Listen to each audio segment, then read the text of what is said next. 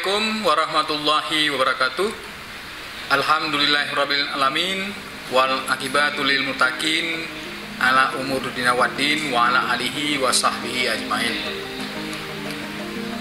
Puji serta syukur mari sama-sama kita serahkan kepada Allah Subhanahu wa taala, yang mana atas izinnya kita masih diberikan kesehatan, masih diberikan badan sehat, sehingga kita pada hari ini dapat melaksanakan PBAK tahun 2020. Dan tidak lupa juga salawat dan salam atas junjungan kita Nabi besar Muhammad sallallahu alaihi wasallam yang telah merubah pola pikir umat manusia menjadikan pola pikir yang akhlakul karimah. Yang saya hormati seluruh mahasiswa PBAK tahun 2020 dimanapun Anda berada, bahwa Anda telah diterima di Perguruan Tinggi Agama Islam Negeri Malikul Saleh Luxmawe. Anda harus mengikuti semua kegiatan yang ada di YIN Luxmawe. Kewajiban dan hak mahasiswa: satu, menjunjung tinggi dan mengamalkan ajaran Islam dan berakhlak mulia, memelihara sarana dan prasarana, serta menjaga kebersihan, ketertiban, dan keamanan kampus. Yang ketiga, menjaga kewibawaan dan nama baik alma mater, menghormati sesama mahasiswa, dan bersikap sopan terhadap pimpinan, dosen, dan karyawan. Kelima, memelihara hubungan sosial yang baik dalam kehidupan bermasyarakat, di dalam dan di luar kampus. Berpakaian sopan, rapi, bersih, dan menutup aurat, terutama pada saat kuliah, ujian, ketika berurusan dengan dosen, karyawan maupun pimpinan. Khusus bagi mahasiswi, wajib berbusana muslimah sesuai dengan syariat Islam. Larangan,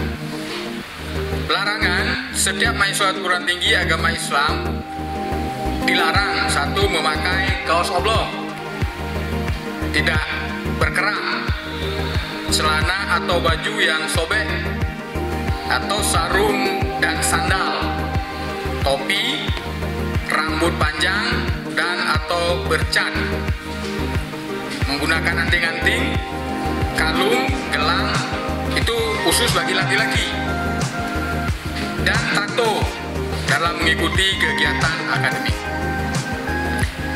Layanan administrasi dan kegiatan kampus khusus bagi mahasiswi dilarang memakai baju dan atau celana ketat, tembus pandang, dan tanpa berjilbab dalam mengikuti kegiatan di kampus. Berbuat sesuatu yang dapat mengganggu proses pendidikan, keamanan, kenyamanan, dan ketertiban kampus. Melakukan kecurangan akademik dalam bentuk menyontek, plagiat, dan praktek berjokian. Selanjutnya, memalsukan nilai, tanda tangan, dan surat keterangan yang berkaitan dengan kegiatan akademik, administrasi, maupun kemahasiswaan. Melakukan tindakan campur tangan kepentingan organisasi ekstra kampus dalam pengambilan kebijakan organisasi intrakampus. Menggunakan kantor sekretariat organisasi kemahasiswaan di luar batas jam yang telah ditetapkan. Menggunakan kantor sekretariat organisasi kemahasiswaan sebagai tempat menginap, itu tidak dibenarkan. Memasak, mencuci, menjemur pakaian, dan aktivitas rumah tangga lainnya, itu juga dilarang. Melakukan tindakan yang bertentangan dengan nilai norma susila dan ajaran agama Islam, yakni membunuh, merampok, mencuri, meminum minuman keras, menyimpan, menggunakan, dan atau melakukan transaksi jual beli narkoba, berbuat zina, tidak melaksanakan salat, tidak menjalankan puasa Ramadan, tindakan kriminal, dan tindakan tercela lainnya. merusak sarana dan prasarana kampus perguruan tinggi agama Islam. Pelanggaran ringan adalah pelanggaran terhadap tata tertib yang tidak menimbulkan kerugian moral dan material bagi perguruan tinggi, serta masih dapat dibina oleh pimpinan perguruan tinggi yang bersangkutan, yaitu pasal 5 ayat 1 dan ayat 2.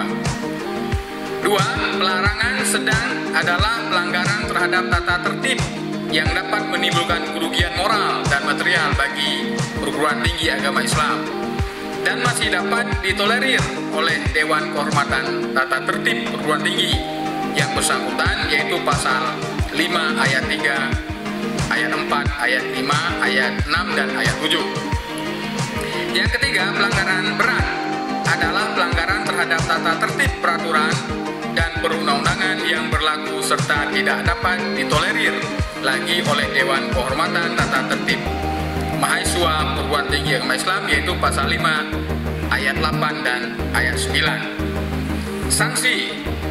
Sanksi yang dikenakan kepada mahasiswa yang melanggar tata tertib mahasiswa dari atas: 1. Teguran lisan atau tertulis. 2. Pembayaran ganti rugi atas barang yang rusak atau hilang. Ketiga, tidak mendapatkan pelayanan administrasi dan atau akademik kemahasiswaan. Kelima, mencabut hak mengikuti semua kegiatan akademik dalam jangka waktu tertentu. Keenam, penangguhan dan atau pembatalan hasil ujian untuk mata kuliah dalam 1 semester. Ketujuh, skorsing 1 semester atau lebih dari kegiatan akademik dan atau kemahasiswaan dengan tetap berkewajiban membayar SPP dan dihitung sebagai masa studi aktif. Kedelapan, pemberhentian dengan tidak hormat sebagai mahasiswa. Kesembilan, dilaporkan kepada pihak yang berwajib apabila melanggar undang-undang jika dipandang perlu. Ya, selanjutnya kita ada beberapa sumber beasiswa. Yang pertama, beasiswa bidik misi yang sekarang sudah dikatakan dengan KIP, Kartu Indonesia Pintar. Kemudian ada beasiswa Aceh Jareng, yaitu program pemerintah provinsi, tapi rekrutmen juga dilimpahkan pada perguruan tinggi. Yang ketiga, kita ada beasiswa BI, Bank Indonesia. Mereka punya kriteria yang diminta oleh BI. Biasanya mereka meminta data dari kita itu 100%, tapi mereka juga menyaringnya kembali dengan mengambil 50%. Jadi kalau mereka minta 50 orang mahasiswa, kita menyeleksi berarti 100 orang. Kemudian keempat, ada beasiswa peningkatan prestasi akademik. Ini diberikan pada semester ketiga. Diberikan jika prestasi akademiknya baik. Kalau mahasiswa tidak bisa mempertahankan indeks prestasi akademiknya, mahasiswa tersebut tidak akan mendapatkan beasiswa prestasi pada semester berikutnya. Kemudian ada beasiswa langkah minat. Ini diberikan juga atas dasar prestasi akademik. Yang terakhir ada beasiswa tahfidz Al-Quran. Ini diberikan bagi mahasiswa yang bisa menghafal Al-Quran 5 sampai dengan 10 juz dan 30 juz. Bagi mahasiswa yang ingin memperoleh beasiswa tersebut harus mengikuti seleksi yang akan dites oleh instruktur yang ada di Perguruan Tinggi Agama Islam Negeri Malikul Saleh, Lux Mawai. Syarat-syarat untuk mengikuti beasiswa KIP untuk mahasiswa baru dengan persyaratan sebagai berikut. 1. Mengisi formulir beasiswa atau bisa di-download di https://ynluxmawai.ac.id. Kemudian 2. Melengkapi foto KTP, fotokopi KTP. Yang ketiga, fotokopi Kartu Indonesia Pintar, Kartu Keluarga Sejahtera untuk PKH, dan kartu Jakarta Pintar kalau memang dia ada penduduk Jakarta yang pindah ke Aceh. Kemudian yang keempat, paspor foto pewarna ukuran 3x4 sebanyak 3 lembar.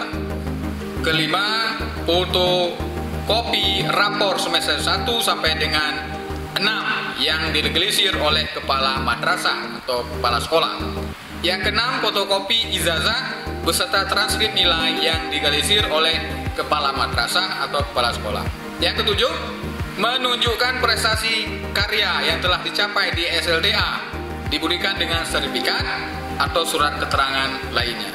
Yang kedelapan, fotokopi rekening listrik bulan terakhir apabila tersedia aliran listrik dan atau bukti pembayaran PBB apabila mempunyai bukti pembayaran dari orang tua atau orang tua wali. Yang kesembilan, menunjukkan penghasilan orang tua atau wali siswa, mahasiswa bagi calon penerima yang tidak memiliki kartu Indonesia Pintar, kartu keluarga sejahtera, kartu Jakarta Pintar, dan lain sebagainya. 10. Menandatangani fakta integritas.